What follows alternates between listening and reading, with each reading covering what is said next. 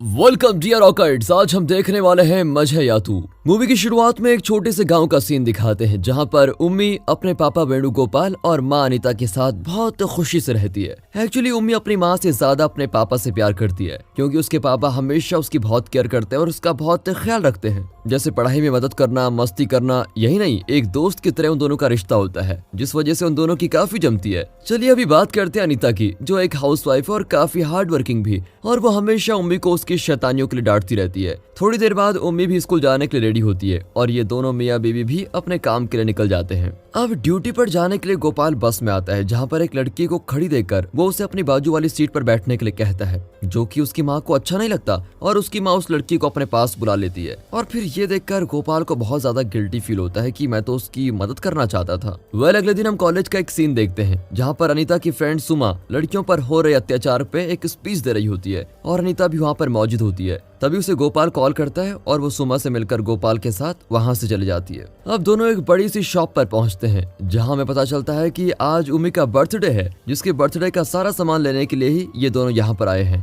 घर पहुंचने के बाद वो उम्मी का बहुत धूमधाम से बर्थडे सेलिब्रेट करते हैं और इस तरह पूरी फैमिली बड़ी खुश होती है और पार्टी एंजॉय करते हैं। अब अगली सुबह फटाफट तैयार होकर उम्मी अपने पापा के साथ स्कूल जाने के लिए निकलती है। अब बस में बैठने के बाद जब उसकी सहेली उससे कहती है कि तुम्हारी माँ तुम्हें छोड़ने क्यों नहीं आती, इसके जवाब में उम्मी कहती है कि मेरे पापा मुझसे बहुत प्यार करते हैं जिस वजह से वो हमेशा मुझे छोड़ने के लिए आते हैं। अब दिन बीत जाता है और रात का समय आता है जहाँ अनीता और गोपाल सोने जा रहे होते हैं, लेकिन तभी वहाँ पर उम्मी आ जाती है और जबरदस्ती अपने पापा की साइड सोने की जिद करती है। अनीता के बहुत समझाने के बाद भी उम्मी वहाँ से जाती नहीं है और जिद पकड़कर वहीं सो जाती है। अब अगले सीन में हम गोपाल को देखते हैं जो अपने ऑफिस में काम कर रहा होता है। तभी उसे उम्मी के स्कूल से फोन आता है जहाँ उसको पता चलता है कि उम्मी को बुखार होने की वजह से उसकी तबीयत खराब हो चुकी है। इसका पता लगने के बाद वो तुरंत उम्मी के स्कूल पर पहुंचता है और उसको लेकर सीधे घर आता है। लेकिन जैसे वो घर पहुंचते हैं तो चाबी तो अनीता के पास रह जाती है और अनीता का फोन भी स्विच ऑफ आता है, जिस वजह से गोपाल काफी परेशान हो जाता है और इसी बीच उम्मी को भी चक्कर आने लग जाते हैं। कुछ वक्त बीत जाने के बाद अनीता अपनी सहेली सुमा के साथ घर पहुंचती है और देखती है कि घर का ताला टूट चुका है। फिर वो अपनी दोस्त को अलविदा कहकर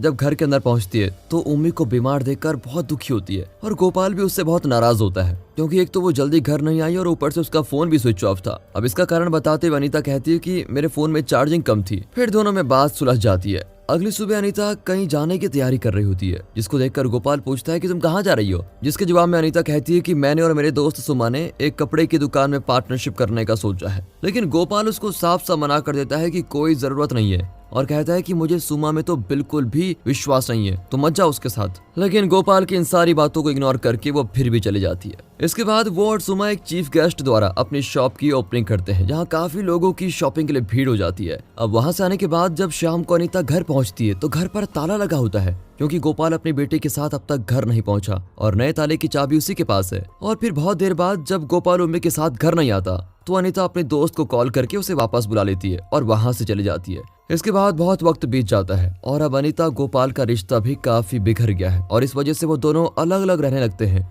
इसी बीच उम्मी भी कुछ दिनों के लिए स्कूल वेकेशन पर चली जाती है और गोपाल अनीता अपने अपने काम में बिजी हो जाते हैं और यहाँ तक कि दोनों गाड़ियां भी ले लेते हैं। इसी बीच उम्मी अपनी कहानी सुनाती है कि उसका उसकी माँ के बिना मन नहीं लगता और वो खुद भी अकेलेपन में जी रही है। और इसी बीच गोपाल को भी दारू पीने की आदत लग जाती है और वो भी अकेला अकेला सा रहने लगता है। अब एक दिन उन्हें पता चलता है कि उम्मी अपनी वेकेशन से वापस आने वाली है, इसलिए वो दोनों उसको लेने के लिए स्कूल पहुंचते हैं और अपनी बेटी से मिलते हैं। उम्मी भी अपने माँ बाप को देखकर बहुत खुश होती है, जिसके बाद वो प्रिंसिपल से मुलाकात करते हैं जहाँ प्रिंसिपल उन दोनों के खराब रिश्ते के कारण उन्हें मिस लीजा से मिलने के लिए कहते हैं। लेकिन जैसे मिस लीजा उन दोनों से बात कर रही होती है तभी गोपाल को बहुत गुस्सा आ जाता है और वो वहाँ से अपनी बेटी को लेकर निकल जाता है। दोनों के रिश्ते खराब हो जाते हैं और वो अपनी अपनी कार में बैठकर घर के लिए निकलते हैं कि तभी गलती से अनीता का रास्ते में एक्सीडेंट हो जाता है। लेकिन इस बात का अंदाजा गोपाल को नहीं होता और वो अपनी कार को लेकर बहुत आगे चला जाता है। अब अपनी माँ को न देखकर उम्मी बड़ी परेशान रहती है और उसको कॉल करती है। तभी एक लेडीज उसका कॉल रिसीव करके बताती है कि तुम्हारी माँ को हॉस्पिटल में एडमिट किया गया है, तुम जल्दी अपने पापा के साथ यहाँ पर पहुंचो। इसके बाद ये दोनों हॉस्पिटल जाते हैं जहाँ उसकी देखभाल करने के लिए अनीता की दोस्त सुमा जाती है अब गोपाल वहाँ रुके बिना अपनी बेटी को लेकर घर वापस आ जाता है। जब वो कमरे में आते हैं तभी गोपाल की नजर उम्मी के बेड पर पड़ती है जिस पर खून लगा है, जिससे गोपाल को पता चल जाता है कि उम्मी के पीरियड्स शुरू हो गए हैं, जिसकी खबर वो अनीता को देता है। इसके बाद अनीता हॉस्पिटल से डिस्चार्ज होकर अपनी दोस्त सुमा के साथ आती है और उम्मी को सैनिटरी पैड्स देकर समझाती है कि तुम अब बड़ी हो गई हो, तुम्हें बचपना छोड़ना होगा। उसी रात एक तरफ अनीता और गोपाल अपने कमरे में सो रहे होते हैं और दूसरी तरफ उम्मी पढ़ाई कर रही होती है। लेकिन जैसे ही बिजली कड़कने की आवाज आती है उम्मी डर के मारे अपने पापा के पास जाके सो जाती है। अब ये देखकर अनीता को अच्छा नहीं लगता और वो फिर से उसे अपने कमरे में सोने के लिए भेज देती है। लेकिन ये गोपाल फिर से उम्मी के कमरे में उसके साथ सोने के लिए चला जाता है। अनीता को फिर बहुत बुरा लगता है, लेकिन वो बेचारी सब कुछ सह रही होती है।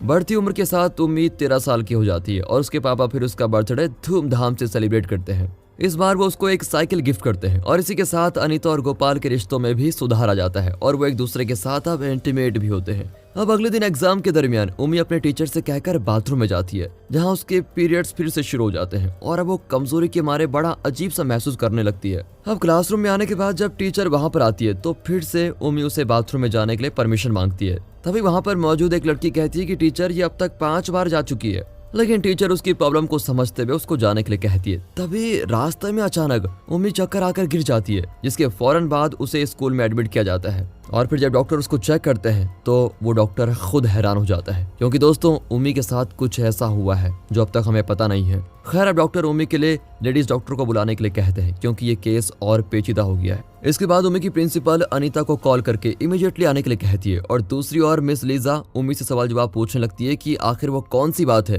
जो तुम इन सबसे छुपा रही हो। लेकिन बदले में उम्मी कुछ नहीं बोलती और अपने पापा से मिलने की जिद करती है। थोड़ी देर बाद अनीता भी स्कूल में पहुंच जाती है और वहां आने के बाद प्रिंसिपल उसको कुछ ऐसा बताती है जिससे उसके होश उड़ जाते हैं और वो जैसे ही सामने अपनी बेटी को देखती है तो उसे उस पर बहुत गुस्सा आता है और वो उसे मर जाने के लिए कहती है। अब दोस्तों ये एक सस्पेंस है क्योंकि अब तक हमें पता नहीं चला कि आखिर उम्मी के साथ हुआ क्या है। अब इसी परेशानी से निपटने के लिए प्रिंसिपल सारे स्टाफ मेंबर्स को एक साथ मीटिंग करने के लिए बुलाते हैं, जहां हमें इस मूवी का सबसे बड़ा सस्पेंस पता चलता है कि उम्मी के जिस्म के साथ छेड़खानी हुई है, यानी किसी ने उसका रेप कर दिया है, जिस बात की जानकारी खुद उम्मी को भी नहीं है। अब सारे टीचर उम्मी के ऊपर सवाल उठाने लगते हैं, लेकिन प्रिंसिपल उन सबको इस मैटर को शांति से हैंडल करने के लिए कहती है। तभी हम उम्मी को देखते हैं जो अपने पापा को डर के मारे कॉल करने की कोशिश कर रही है। फिर तभी वहाँ टीचर आकर उसको रोक लेती है, जिस वजह से स्कूल में बहुत बड़ा हंगामा हो जाता है। थोड़ी देर बाद वहाँ गोपाल भी पहुंचता है, जिसे मिस लीजा बताती है कि जब हमने तुम्हारी बेटी की तबीयत को खराब देखा और उसे ट्रीटमेंट के लिए भेजा तो पता चला कि तुम्हारी बेटी प्रेग्नेंट है। ये सुनकर तो वो शॉक हो जाता है और रोने लगता है। इसी बीच उसी स्कूल का एक स्टाफ चुपके से उसकी फोटो निकाल लेता है। अब इस बात की सच्चाई जानने के लिए गोपाल प्रिंसिपल रूम में घुसता है, जिसके बाद वहाँ के सारे टीचर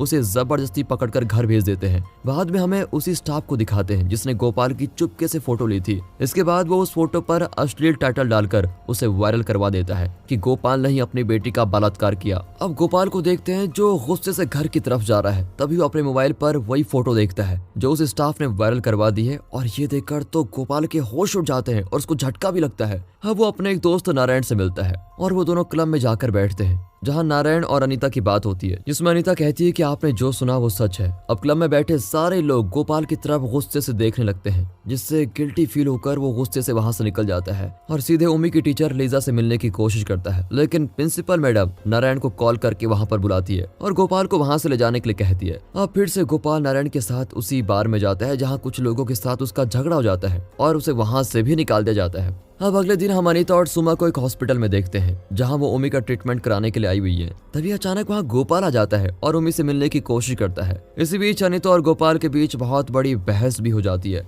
और पुलिस उसे गिरफ्तार करके लेके जाती है। पुलिस स्टेशन में आने के बाद कांस्टेबल उसकी बेटी को प्रेग्नेंट करने के लिए उसे ताना मारता है। तभी वो उस पर हमला कर देता है, जिस वजह से वहां पर बहुत बड़ा तमाशा खड़ा हो जाता है। कुछ देर बाद वहां पर सीनियर इंस्पेक्टर आता है और इस केस की इन्वेस्टिगेशन करने लगता है। इसके लिए वो उम्मी के स्कूल जाकर प्रिंसिपल को सुनाने लगता है कि आपने बिना पुलिस के सहारे इस केस को हैंडल करने की कोशिश की, जो सरासर इलीगल है और आप किसी ऐसे गैर पर भरोसा करके उस लड़की की जिंदगी का फैसला नहीं कर सकते। आपको कानून की मदद लेनी चाहिए थी, जिसमें प्रूफ हो जाता कि आखिर वो लड़की प्रेग्नेंट कैसी हुई। अब वहां से आने के बाद उम्मी की मां इंस्पेक्टर से मिलती है। तब इंस्पेक्टर उसे भरोसा दिलाते हुए कहता है कि कोई बाप अपनी बेटी के साथ ऐसा नहीं कर सकता, आप भरोसा रखिए, आपकी बेटी का अपराधी जल्द ही पकड़ा जाएगा। इसके बाद सीन कुछ दिनों के बाद का दिखाया जाता है और हम एक सुनसान घर को देखते हैं, जहाँ पर एक जैकेट पहना आदमी वेल्डिंग कर रहा होता है और उसने कुछ ऐसी चीज बनाई है जिससे इंसान की बॉडी को जला जा सके। तभी हमारी नजर पड़ती है वहाँ पर किडनैप किए गए एक शख्स के ऊपर। तभी वो जैकेट पहना आदमी उसके पास आता है और मोबाइल से उसे उम्मी की तस्वीर दिखाता है।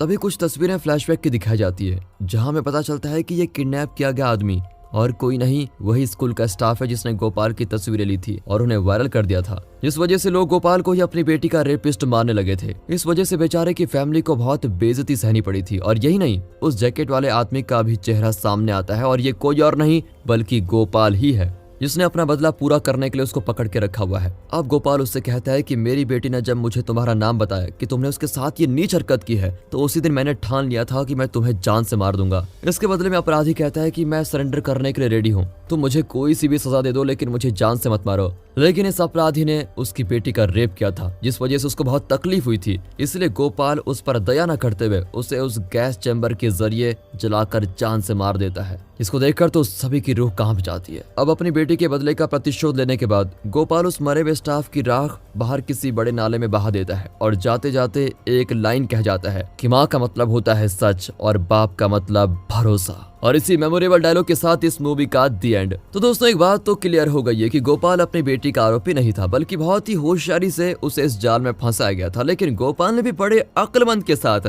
अपनी बेटी का बदला ले लिया और बाप होने का फर्ज निभाया। बाकी दोस्तों स्टोरी अच्छी लगी हो, मूवी अच्छी लगी हो, एक्सप्लेनेशन अच्छा लगा हो, वीडियो को लाइक कीजिए और चैनल को सब्सक्राइब कर दे। मिलते हैं अगली वीडियो में, तब तक के लिए गुड बाय, अपना ख्याल रखिए and finally thanks for watching.